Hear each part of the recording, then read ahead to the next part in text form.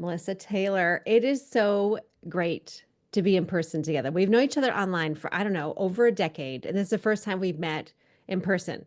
So I'm sure as we get chatting, you'll notice our connection for those listeners, right? That instant connection. And yet, this is the first time we've been together. So we're kind of looking at like it's two people having tea together, right?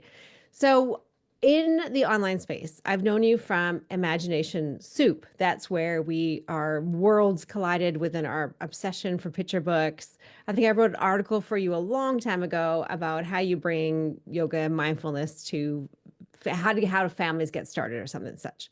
I've watched you over the years, Sharon. I'm so impressed. I see images of you with like books behind you. Like, I mean, it's my ideal or stacks. And you're like, these are the books I'm going to be reviewing this month.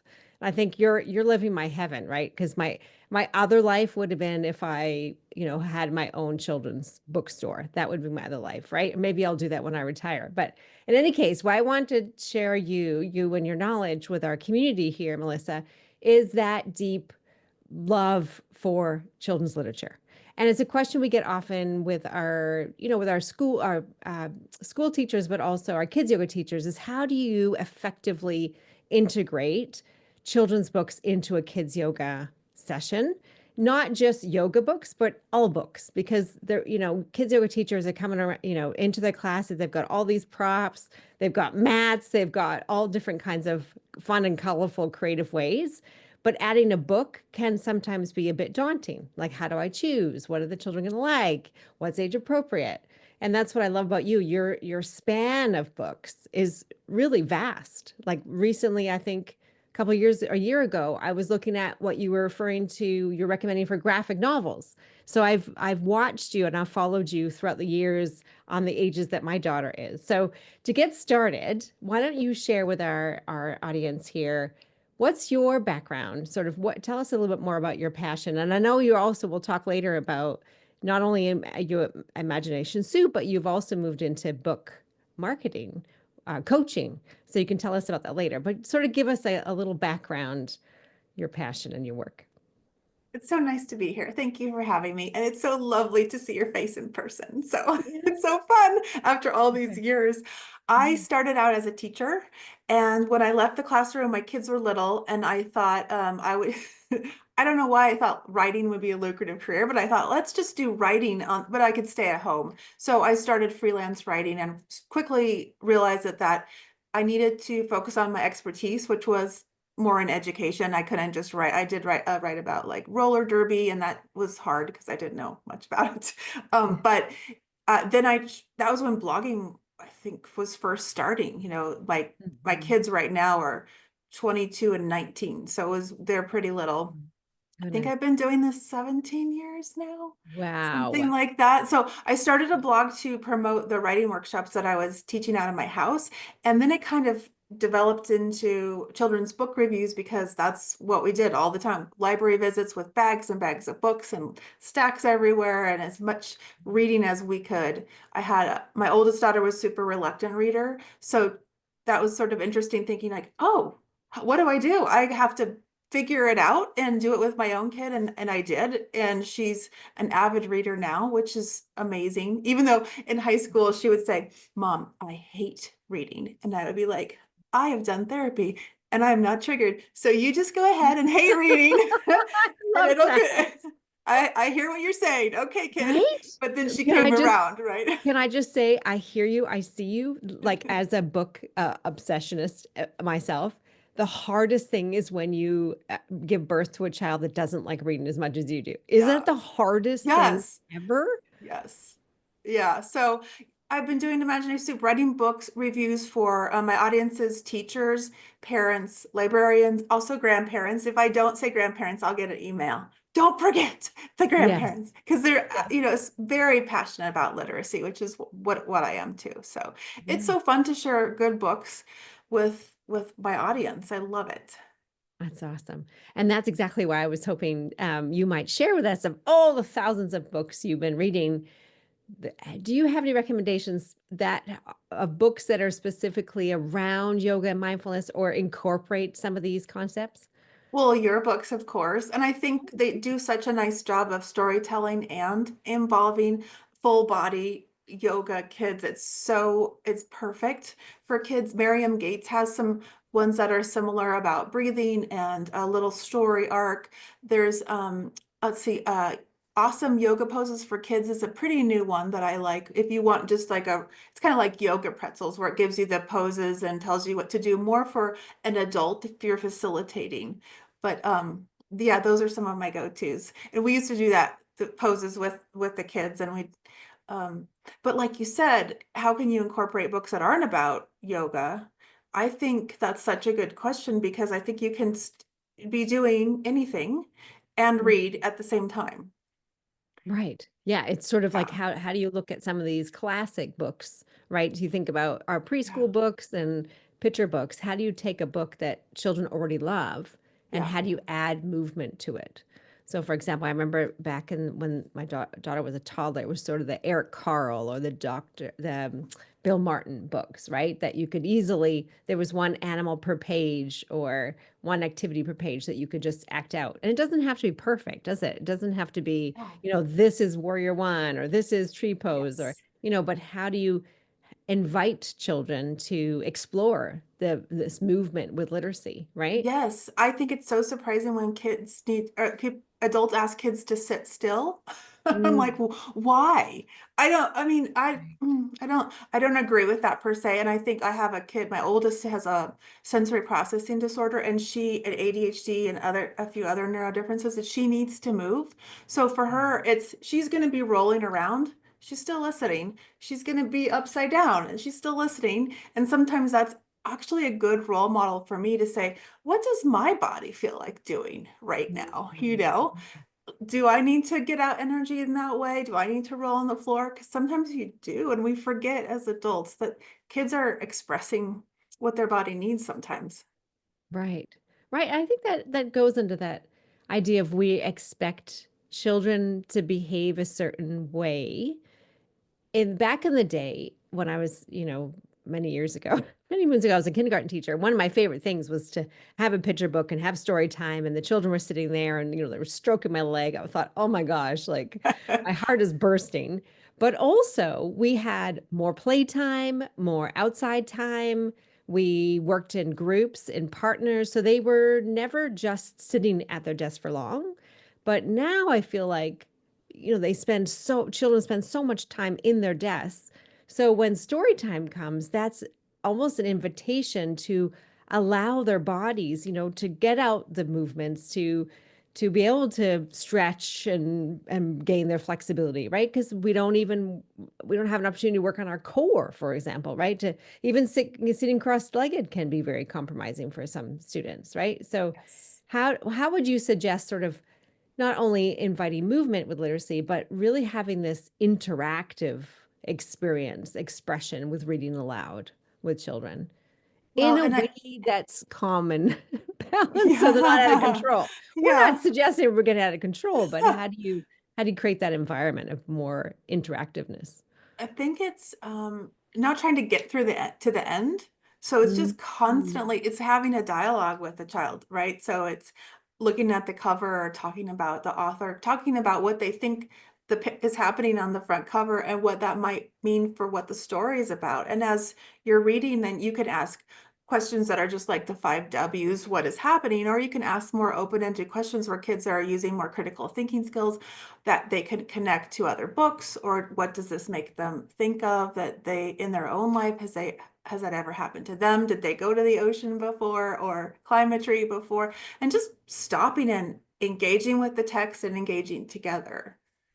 I love that because so often also we're on this hamster wheel in curriculum and even at home, our home life, that we don't often stop and ask children to make those connections, right? So the storybooks become this way of learning about their life, but in a way that's meaningful. That, you can thinking about, mindfulness or character education. You can be talking to students about some of these concepts of, contentment or being in the present moment or being kind to each other. All these concepts can be there's instead of a parent or a teacher saying, this is what we're going to learn today, we're going to learn to be kind. But when you find it through a storybook, it's much more interactive.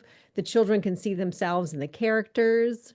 Would you agree, right? That I there's do. And I think sometimes it's easier to talk about if it's not your personal experience at first. It's kind of a backdoor into their own experience. But if it's happening to Bobby in the story, they can maybe relate it to when someone was mean to them. And that is sometimes a nice way in to getting those discussions. Then, like you said, labeling things. So this is what mindfulness is. This is what anger is, looks like, sounds like, acts like. right. Yeah. And I really highly recommend listeners checking out Melissa's website, Imagination Soup, because you've already done the hard work in terms of choosing a book. And I think that, there's so many books out there, right? Yeah. And there's so much choice, which can be overwhelming. But the point is to choose books that you love to read. Yes. So as teachers and parents, to choose books that you love and your enthusiasm will come through. So, when I was a substitute teacher last year, some of the curriculum, some of the books were so dated and old. And, I get that we do have to have some classics, but some of them I could have chosen the same similar topic, but a book that I enjoyed and it would come through. Do you know what I mean? So if you're Yeah. bored with a book, if the illustrators aren't engaging and interactive and fun and the text is hard to read and clunky and long, it's it's a missed opportunity, right? Yes, yes, yeah. We want kids to fall in love with stories, and Mm, so we need to give them stories that they like, which is why I'm a huge advocate for graphic novels because they do count as reading, and you are doing a lot of critical thinking, and kids like them. So let them right. read graphic novels. Yeah. Right. I have a success story about that, Oh, Melissa, good. because my daughter has some neurodiversity as well, and she excels in imagery. So she's a visual learner, right? Mm. And so she read graphic novels all the way till seventh grade. That's all she read. There weren't the younger chapter books. I couldn't get her anything else. But the teachers kept saying, stay with it, let her read what she loves to read. And that's what she read. I mean, it was a part-time job for me trying to get enough graphic Yeah, novels in the sure. door, but luckily there's so many tween graphic novels to teen, and she was, there's advanced wording. And Yeah. now in eighth grade, she's a chapter book reader. I mean, there's a whole body of books that she didn't read, right? Because now all the concepts are too old. But, that is a success story. I would never have Yes. believed that you could go graphic novels until seventh grade and then boom, she's reading all the books that her peers are reading, full chapter books. Unbelievable. That's so cool. I love that. Isn't it Yeah. great? Yeah. Yeah. So looping back to what you were talking about, this sort of components of stories, and we're talking about engaging. So one of the things that we hear a lot from our community is how do we capture the attention, right, of our students? Because we all know the children after school, if they're not in sports or doing whatever they're doing, right, they're on video games, including my child. So Yeah. I'm not, I'm like every other parent, right? I don't claim to be any different. So, they're getting this stimulus from video gaming or TV or the like. How do we bring that sense of how do we capture their attention and focus in a story? Sort of talk to me about what are you looking for in the stories that you recommend? I feel like sometimes you're just doing a song and dance, like, come on, let's go. Right. You're an That's actor. so, yes, because I mean, you know that from teaching. That is such a good question because it's not really easy when when we're competing with screens. It just isn't. It's you have to have some boundaries around it because what's more interesting? I think the video games, the screens, I mean, so many kids are addicted to YouTube shorts, even little ones. My daughter was nannying for last summer. She said that's all they watched. And they didn't have any dialogue between them. So I think choice is the most important thing. If you can take them to the library or wherever you get your books and let them pick whatever looks interesting. If they read the almanac, that would be fine. The almanac I like because it's short, little, like real, like snippets of facts. So just thinking about like whatever they're interested in and going with that. So if they're into drama, there's narrative stories about drama. They could even read a play. If they're into sports, find that narrative story, find that nonfiction book and go with their interest. And I always think that's the first key, and then they'll figure out what they like and don't like, and also it's really helpful if we can help them reflect. So Mm, was this a good choice? How did you choose this book? Did you end up liking it? Why or why not? Because the next time they choose, they'll make a more informed choice. yeah, right. Yeah, I love yes. that. I love I that. love Reminds, yeah, go ahead. I think too, from me, picture books, I always think about, are they rereadable? There's some picture books that are Mm, sort of teachy, a little didactic, maybe, that you would never read again, right? Because the kids aren't right. gonna like them. So, yeah. Yeah, yeah. Yeah. Yeah, I love what you said there about choice. It reminds me last year I was teaching about the Southern Glades. We were doing habitat and it was in the Florida Glades, right? So we were the lesson was around the crocodiles there. So I knew that they had a lot of online resources they could look up, but I went to the library and I got all kinds of books and I was thinking to myself, okay, so what are some you thinking about all the different sensories, right? How do we bring in that? So I had all the books up front, some nonfiction, some fiction, and it's visually stimulating, right? And much more interesting than just a flat screen in front of you. So some of the children, as a choice, they chose some of these books. They wanted to look through books, and then other children chose to look on screen at other research. And then, you could add with yoga, you could add some poses so you can act out the animals that you're seeing Yes. in the Florida habitat. So there's lots of ways that you can interact. So it's kinesthetic, visual, Mhm. auditory, there's lots of different ways there. But even just offering the choices, it takes an effort. It does. I'm not going to say it's necessarily, easy. You got to go to the library or in your own school library, or you could tell your librarian, school librarian, here are the kind of the books, they're looking for. Or when my daughter was young, we used to go to school, I mean, the local library, and I'd say to the librarian, here's a topic, and she would pull me out some as well. So you can get help. You don't have to do it all on your own, but it is an extra step. I feel like it can be sometimes easier to pull up a bunch of, websites, whatever, and have them look at that. But I feel like it's worth the time. Yes, I agree. Especially because then you're teaching them nonfiction text structures, table of contents, glossary. They don't get that on an online situation. Right, Yeah. exactly. Yeah. Yeah, so I think one of the things that is making me reflect on what we're discussing here, Melissa, is that it really does start with us, right? As parent educators. Mhm. And I know that you and I have talked about like how do we look after ourselves along this journey, right? So to be able to have the time and space and capacity to add reading in a joyful Yes. way, to look up books, Mhm. whatever. So what would you say, in that parenting or teaching journey, how do we look after our own mental health? That is, thank you for asking that. I think that's one of the, I'm just passionate about this because when my daughter was first diagnosed with sensory processing disorder, she was 8. So it was a really long time. And mostly I just thought I was a terrible parent because why is she acting like this?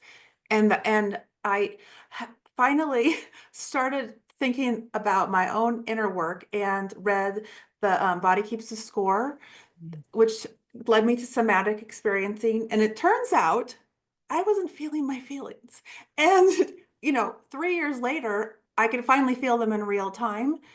And then we added internal family systems, which is totally amazing. But for me, that helped me become a better parent. So I wasn't so enmeshed with her. I wasn't, gaslighting myself for things out of her control and my control. But I felt like I was a cycle breaker, right? So that I was becoming such a better parent by taking care of my own stuff, feeling my feelings, which shockingly I didn't realize. And doing all the work on the trauma stuff that I needed to do so that I left my kids with a ton of baggage. And then I could not be triggered when she said she hated reading. Yes, yeah, Yeah. I love that. There's a lot to unpack there. Tell me more about the family systems you were talking about. Internal family systems is a relatively new kind of therapy, and it's so powerful. I've done all the therapies, I think, and it's the one that has helped me the most. It is kind of looking at have you heard of parts work? No. Oh, okay. It's like looking at, so the guy who invented it thought it was a family therapist, and he realized that everyone in the family sort of had a part to play. And he realized that mimicked our inner life too, that we have parts that sometimes they're trying to protect us. Sometimes they're very traumatized and they're very well hidden. and sometimes they are firefighters, so they like to blow things up. So once you get to know your parts, it's kind of like you could say maybe worry is a part. It's that would be more for a younger kid. I have like a rebel part that likes to come up from time to time. And once you get to know them and they realize itself is a thing, and they don't have to be running the show, it's revolutionary because then you can meet the parts that they're trying to protect from your childhood that were so traumatized.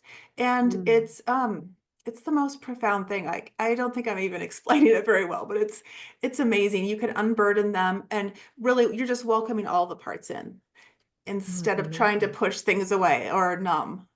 Wow, I have so many questions. That's another a topic for another time. But would you have, if you have a link or a book that we can check up, that would be great. And it's making me think about even in the context of being a reader, right? Is to Mhm. notice it's you as a reader meeting your readers. So there's a Yeah. dynamic that you're meeting, right? And so Yeah. how you are feeling in that moment. So noticing, what's making you upset in that moment. If a child isn't, a lot of things we talk about is the children aren't listening. They're rolling Yeah. around, they're doing other things, they're distracted. But what is that? What are we making that mean about ourselves? How can we stop and be curious or notice Yes, what what's exactly. what's happening in the classroom, how those children are feeling? Do they need a break? Do they need a brain break? Yes. You Yeah, know, because that's contagious, right? We know that from science that our mirror neurons, is that I think the right word? If they are dysregulated, that's going to dysregulate the rest of the class. yes, right. And same with us. If we're Mhm. dysregulated as parents, Mhm. so will our kids be. I just looked it up, and No Bad Parts is one of the best books on internal family systems, written by the founder, Dick Schwartz. Okay, great. Yeah. Excellent. I love that. Yeah, I've been diving deep into Ruler, Permission to Feel. It's a Ruler approach. The book is Yeah. called Permission to Feel by Mark Brackett. And I don't know how I didn't know about this before. There's so much great work out there with, therapy and feelings and learning about ourselves. But that one I found has found to be really accessible. Mhm. This Ruler approach really of recognizing our own feelings, understanding them, labeling them, and expressing them in a healthy way. So I highly recommend that book as well. Thank you. Yeah. That's I love that stuff. Yes, Yeah. yes. Well, I Yeah. think that's the thing is when we were younger, it wasn't something we didn't have the opportunity to experience the spectrum of emotions. Yeah. And this is another great thing to talk about in picture books and wherever I go, I'm always in different children's books and stores. And that is the one thing. There's more and more books coming out that have to do with the character education, which are all yogic principles. So it does work itself beautifully into a kids yoga class. Yeah, it really does. You were one thing that I was reminded of when about the movement, and I don't know if it's totally applies, but for my daughter, we did this crawling therapy. I don't know if you've ever.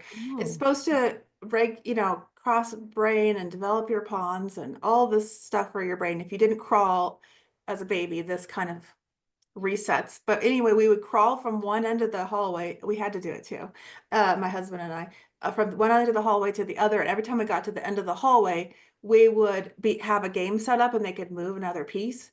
But oh, you could possibly do it with yoga where there's doing something and then they could read another page.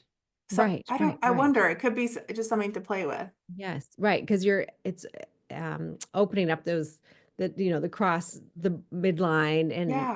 having them yeah, be inside their body. So Yes. embody the story versus that's the cool thing about also acting out, right? You're embodying the story instead of just it being words on paper. It's more of a Hmm. full experience, right? And Yes. which links to increased memory, increased comprehension, there's lots of different benefits.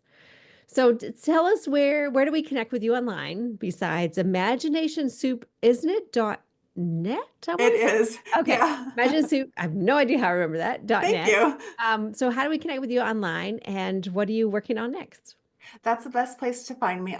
Despite all the Google algorithm changes, I'm still writing book reviews and I don't have my writers anymore because, that of that. But I also am doing Imaginarium Author Solutions, where we're doing school visit coaching for authors, editing and book marketing and publicity.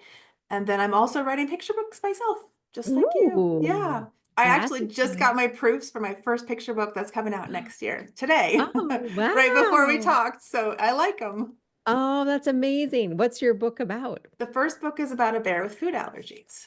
Oh, I love that. Once again, right? Normalizing these issues that children's encounter through a storybook, Yes. right? I Yes. love that. Thank Oh, it was you. so lovely to talk to you. Thank you so much for being here. I Thank you so for appreciate having it. me. Thanks, Melissa. See you then.